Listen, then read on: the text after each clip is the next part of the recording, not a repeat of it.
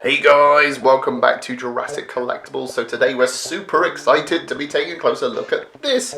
It's the brand new Jurassic World Dino-Hybrid Tyrannosaurus Rex. Yes, this forms the first dinosaur in a new line of Jurassic World related toys. And as you can see, they've put some spikes on the Tyrannosaurus Rex's back and it's a new dinosaur. In fact, I don't even know what hybrid this is. It's a T-Rex crossed with some spikes. But in all seriousness, it is cool that we got a brand new dinosaur toy from the Jurassic World line. So let's get stuck in by taking a closer look at the packaging. Over here at the top left hand corner we've got the Jurassic World logo in blue and chrome. As we move along there's a little arrow pointing to the button that activates the roar and the chomping feature.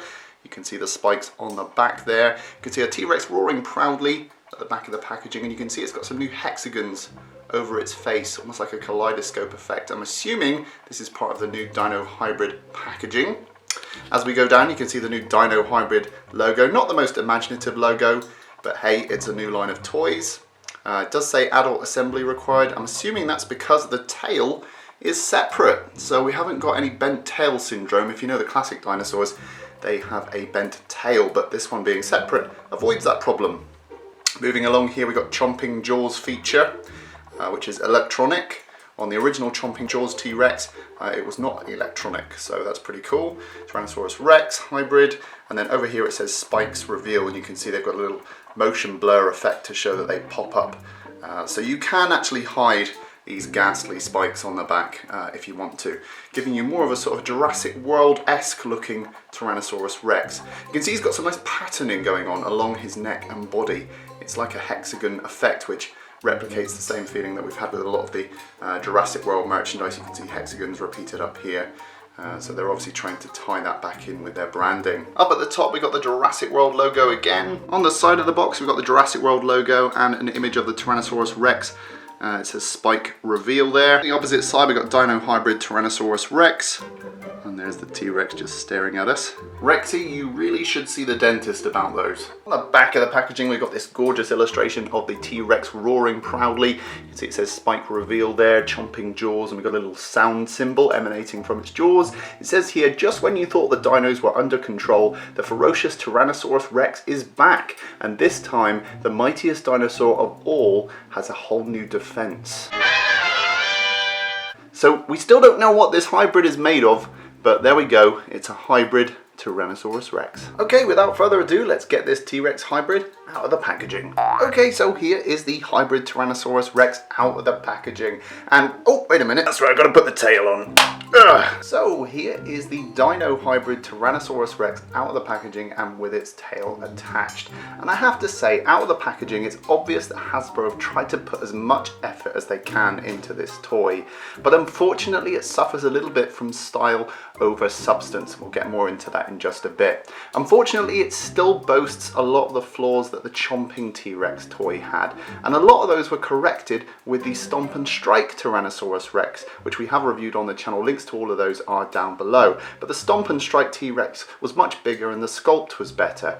So it's a shame that Hasbro have decided to use the Chomping T-Rex, and yep, he did just fall over. It's a shame that they decided to use the Chomping T-Rex as the base sculpt, because I still have some problems with this guy. But anyway, let's take a closer look at him. In hand, the T-Rex looks cool enough. It's got a bit of a Lost World look to it with that green and gold paint scheme. The underside is a sandy yellow. You can see, unfortunately, we've got visible screw holes yet again, one in the foot here, loads across the body, and one bang smack in the middle of the nose. I can't remember if that was there on the Chomping T-Rex, but it's a shame that that's there. But apart from that, we have a visible battery box. I mean, that's not too bad, but it's these visible screw holes that detract quite a lot from the look of this piece. One of my problems with the Chomping T-Rex was the fact it had this dislocated looking jaw, and unfortunately we do have that jaw again. When you open it, it does actually look more like the Tyrannosaurus Rex that we know, so I think this is the base sculpt that they went for, and then in order to include the gimmick they closed the jaw, and unfortunately you've got this big gap between the jaw and the neck there. Also, one of my major problems with the Chomping T-Rex was the slenderness of the tail, and unfortunately they haven't corrected that here.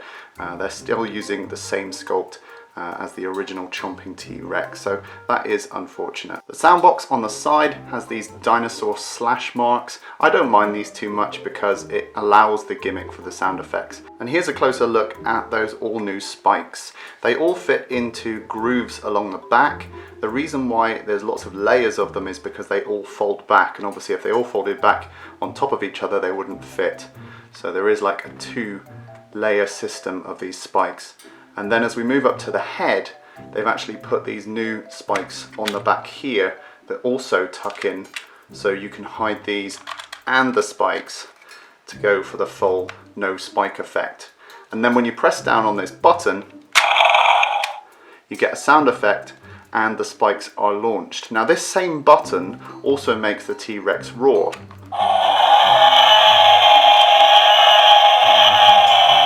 So there's one roar, and there's a lower pitched roar. But interestingly, when you put the spikes down and activate the gimmick, you cannot press this button down far enough as you can when you're making it roar. You have to first release the spikes and then you can make it roar. So watch. I cannot push it down anymore. But if I release and press again, then you get that extra long roar. So that's pretty cool that they've separated out those two gimmicks but condensed it into one button, so we're not getting too much compromising of the sculpt there. Interesting unintentional gimmick is if you push down the spikes and then open the jaw, the spikes actually pop up. So that's kind of an unintentional extra gimmick there. In terms of articulation, you can open and close the jaw. Obviously you can tuck in the spikes. They don't fully hide. You can see there's just one still poking out, so those don't fully hide, but still.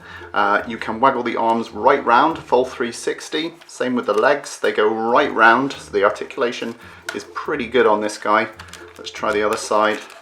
Again, full 360. I'm not sure if the Chomping T-Rex was that athletic, and this arm goes right around. This arm is actually made from a rubbery material, so that is actually a little bit bendy. The rest of it is all a hard plastic. So taking a closer look, starting off with the head. So I do think this could be improved in terms of its accuracy to the T-Rex that we see in Jurassic World. But I know there's a lot of fans of this toy out there, so I'm not going to bash this too much. But if you open up the jaw, you can see there's nice sculpted teeth. Interior of the mouth there, it's a little bit simplified, and the teeth do look a little bit odd if I'm honest. You can see they've sculpted the tongue there. I think the pink colour could be improved. It's just a little bit off-putting, but there we go. As we move down the neck, some nice creases and folds going on here, nice veining. And we've got this hexagon patterning going on. I'm not sure how I feel about this. It's a little bit too sci-fi for my liking, but then the Indominus Rex did have an implant in its neck, so maybe it's kind of making a nod to that. A nicely detailed, sculpted hand and arm. As we move down the body, really nice sculpted scales, nice hatching on the belly, big scales on the leg. I don't know if they've made these less broad than they were on the Chomping T-Rex. I think they were really broad on the Chomping T-Rex, so I think they might have improved the sculpt here, but the foot still has a little bit of an odd look to it. Pretty cool though. Nice detailing going on. As we move down the tail, you can see there's more of those hexagon decals going on. There's a nice little gentle curve in the tail, definitely too slender for my liking. You can see all these big sculpted scales on the back. I'm not too fond of these, but there we go. It's got to have detail. There's a closer look at those spikes with some nice striations running along them. They're a little bit regular in their kind of width, I think.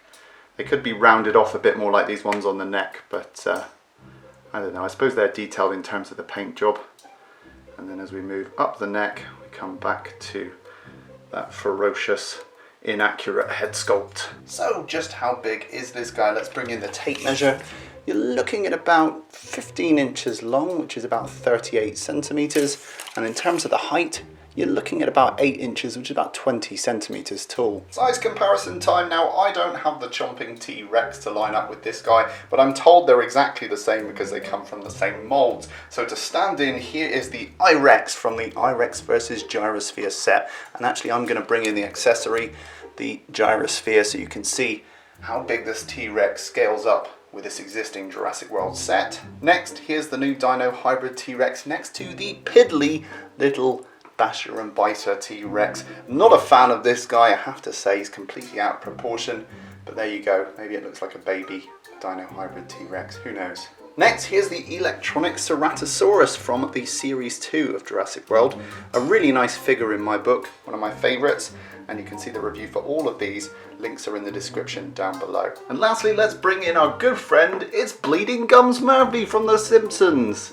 What a talented saxophonist. Saxophone. There we have it, guys. That was today's look at the brand new Dino-Hybrid line Tyrannosaurus Rex.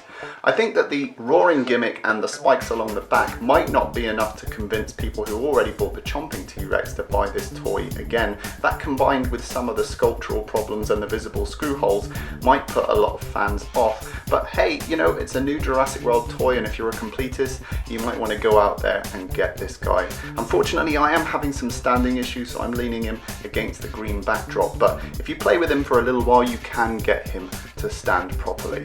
Okay guys, let me know, will you be picking this toy up? In the meantime guys, rate, comment and subscribe, and I'll see you in the next video.